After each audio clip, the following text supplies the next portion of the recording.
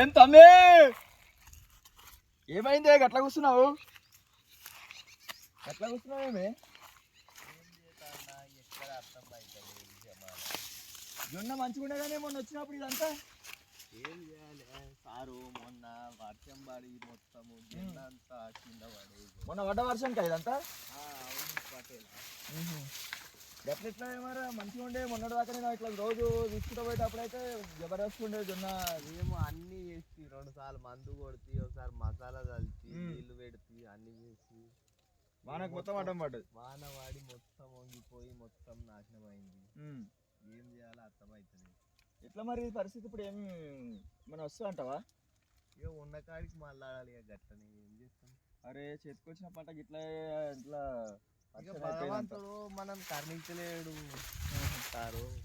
అదే అదే మొన్న నేను ఇట్లా 2-3 సార్లు ఇట్లా పోయేటప్పుడు చూసినా మంచిగా ఉండే మొత్తం జొన్న మంచిగా ఉన్నది. ఇట్లా అడ్డం పడ్డది గిట్లా కూర్చున్నా ఎంత ఉన్నది 2 ఎకరాలు వేసినా ఉన్న కాడికి మంచిగా ఉన్నది. కానీ ఎకరన్నర అంతా మంచిగా ఉన్నది. అర్ధ ఎకరా మొత్తం ఖరాబ్ అయింది.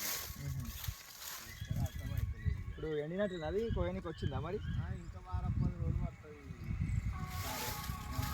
పిట్టలు వస్తే దుక్కున్నాయి ఏమన్నా? పిట్టెలు అంత ఏం లేవు, మామూలుగా ఉన్నాయి సార్. అదే అదే చూడొచ్చు మీరు అందరూ ఒకసారి. మన ఈ రైతు దగ్గరికి ఇట్లా పోతుంటే చూస్తే కనబడ్డది. ఇట్లా పంట వండి చేతికి వచ్చిన టైంలో కోసే టైం ఇంకో వారం అయితే కోస్తారు అనగా మనకు జొన్న అనేది వాన వచ్చిందంట. వాన వచ్చి గాలికి మొత్తం ఇట్లా పడ్డది. రైతు జర బాధపడుతున్నాను అందరూ. ఇప్పుడు ఇట్లా వానలు పడి ఇట్లా పడ్డందుకు ఆయనకు చాలా బాధాకరమైన విషయం. నిజంగానే వాస్తవానికి మనం చూడడానికి కూడా మొన్నటిదాకా చేను అయితే మంచిగా ఉండే, ఈ వర్షం వచ్చి ఇట్లా అయిపోయింది.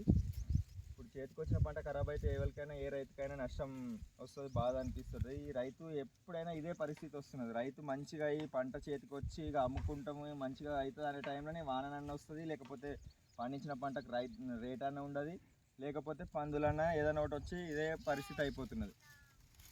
సరే తమ్మి ఏం చేస్తాం, దేవుడు ఎత్తిస్తే అంత అవుతుంది. ఇక అట్లని మళ్ళీ బాధపడైతే బాధపడకు, ఎట్లయినా మంచిగా అదే అంటున్నా. జై జవాన్ జై కిసాన్.